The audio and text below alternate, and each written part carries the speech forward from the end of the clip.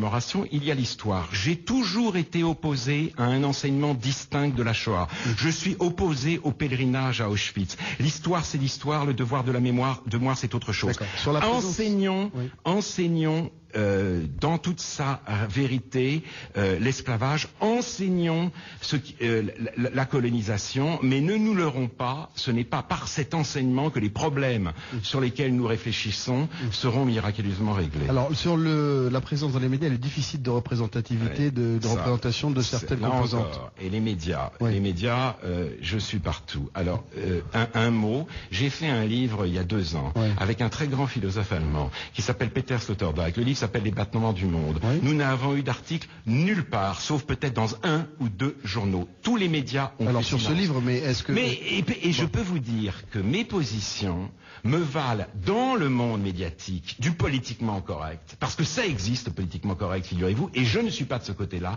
des inimitiés extrêmement fortes. Et que si je pensais simplement en termes médiatiques, d'abord je n'écrirais pas de livre, ce à quoi je passe tout mon temps, et ensuite je n'aurais pas signé l'appel contre la francophobie et le racisme anti-blanc. Ça fait de moi, si vous voulez, ça fait de moi un épouvantail aux yeux d'un certain nombre de médias. Alors je suis un tout petit peu fatigué de ce genre de discours qui ne correspond à aucune réalité. Alors vous avez répondu, nous avons beaucoup d'éditeurs en ligne. Alors, question rapide s'il vous plaît, Kadour, Mohamed et puis Ahmed. Kadour, bonsoir.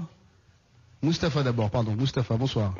Oui, bonsoir Ahmed, bonsoir à vos invités. Je voudrais savoir pourquoi M. Finkielkraut est contre un quota pour les personnes issues d'immigration, entre autres ceux issus d'origine musulmane, et pourquoi pour les femmes tout se passe bien alors que ça a été le cas. Et une deuxième question, je voulais savoir si M. Finkielkraut est islamophobe et qui répond à ça de l'intérieur du fond de soi. D'accord, merci Moustapha. On va s'arrêter là pour vos questions. Merci beaucoup. Kadour, bonsoir. Oui, bonsoir Monsieur Elkei, je salue vos 2 invités, Monsieur Finkielkraut et Monsieur Boussouma. Merci. Tout d'abord, sur le fait que Monsieur Finkielkraut s'indigne du terme usité, indigène. Lorsque Monsieur Finkielkraut en 2004 a parlé de la nuit de cristal, on peut en discuter, bien évidemment, ça peut choquer, mais ça frappe les esprits. Et il faut parler de la situation. Moi, voyez-vous, je suis français.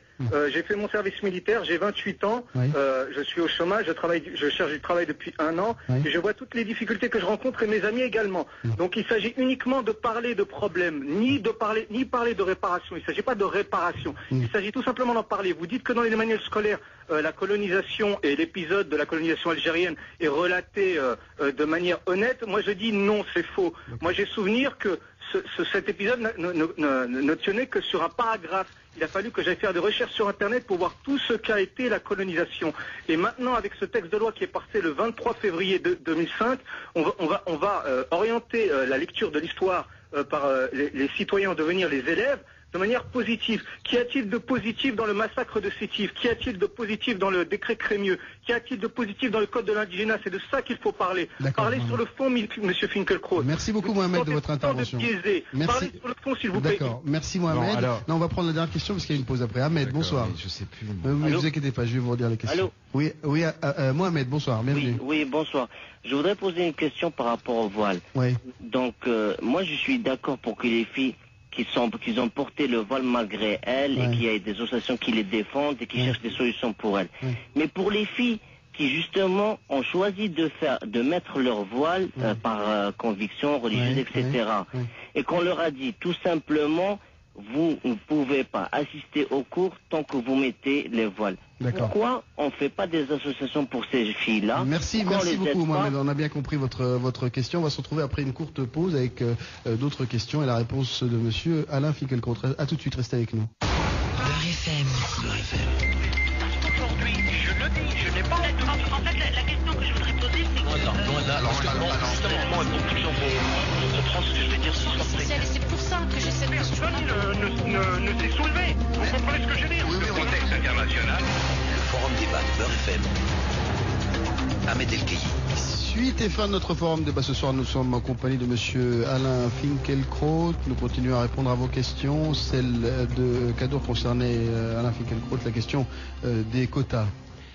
C'est une question intéressante, si vous voulez, parce que, qu'on soit ou non favorable aux quotas, ils sont contraire à la tradition républicaine. La République en France, elle est colorblind. C'est son honneur, c'est peut-être sa limite.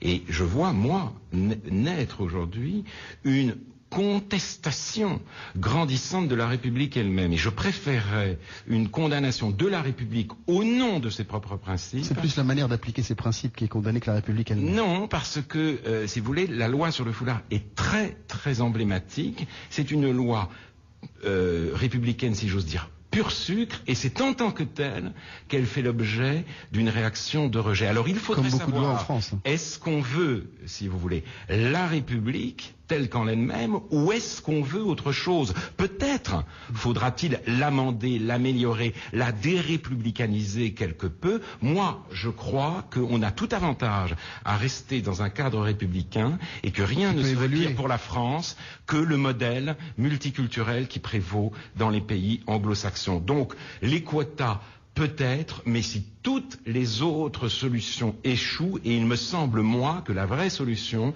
c'est un ressaisissement, si vous voulez, de l'école par elle-même. La France est multiculturelle, hein, c'est pas le modèle, oui. mais c'est la question communautariste, oui. Hein, que vous voulez dire. Non, et aussi multiculturaliste comme modèle d'enseignement, modèle mais la France est multiculturelle, c'est un fait, monsieur Finkielkraut. Oui, vous pouvez pas le nier quand même. Elle est multiculturelle. Oui. Moi, si vous voulez, elle est aussi ma patrie adoptive. Oui. Il n'empêche que la culture dont je suis tributaire, c'est plutôt trouver bien dans l'espace républicain, et je crois que ça peut valoir pour d'autres que moi. Bon, est-ce que l'islam, pour rejoindre la question de Kadour sur l'islamophobie, est une menace pour la République selon vous? Non, bien sûr que non. L'islam en tant que tel n'est une menace pour personne. La question que moi je me pose, c'est toute critique de l'islamisme, de l'intégrisme ou de certains comportements machistes, qui n'ont rien à voir d'ailleurs avec l'islam directement, doit être imputable à l'islamophobie. Il ne faudrait pas que s'installe à niveau français, à niveau mondial, une sorte de partage des tâches. À l'Occident, l'autocritique perpétuelle, et au reste du monde, la critique de l'autre, c'est-à-dire la paranoïa. Enfoncer, si vous voulez, donner comme seul exutoire au mécontentement, la paranoïa, c'est à mon avis aggraver les choses. L'autocritique, tout le monde aussi y a droit. Bien, il nous reste 5 petites minutes pour répondre aux deux dernières questions. Ahmed puis Amira. Ahmed, bonsoir, bienvenue. Bonsoir monsieur le Kei, bonsoir vos invités. Je sais que faut le faire très rapide parce qu'il reste plus beaucoup de temps. Merci Ahmed. Moi j'ai sélectionné un sujet ce soir à propos. J'ai écouté vos invités, vous, et puis j'ai retenu une chose. Moi je continue à croire que les enfants de victimes restent victimes dès lors, monsieur, que leur mémoire est occultée. Oui. C'est ce qui se passe là actuellement. Monsieur Finkielkraut, l'éducation, l'enseignement d'une histoire, l'enseignement des événements vécus par les arrière-grands-parents, ces petits-enfants, c'est très très important. Ils sont victimes une deuxième fois, monsieur, dès lors où la République, monsieur, qui est multiculturelle, oublie certaines cultures, certaines parties composantes, certaines histoires. Voilà, monsieur Finkielkraut. Et pour en terminer, monsieur le Kei, monsieur Finkielkraut, je vous ai écouté.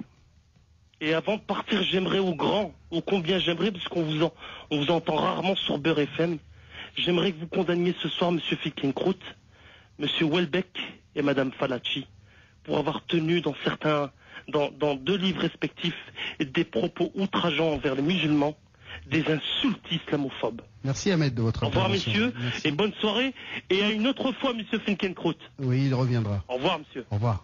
Bien, alors je condamne sans la moindre réticence la phrase d'Oriana Falacci affirmant, et c'est répugnant, que les Arabes se reproduisent comme des rats. Et ces condamnations, je les ai déjà formulées, je le répète, dans Le Monde et dans un entretien pour Actualité Juive. Je vous y renvoie, ça doit exister quelque part puisqu'Internet aujourd'hui archive tout. Il est inexcusable de s'exprimer en ces termes quant à dire que l'islam est la religion la plus con.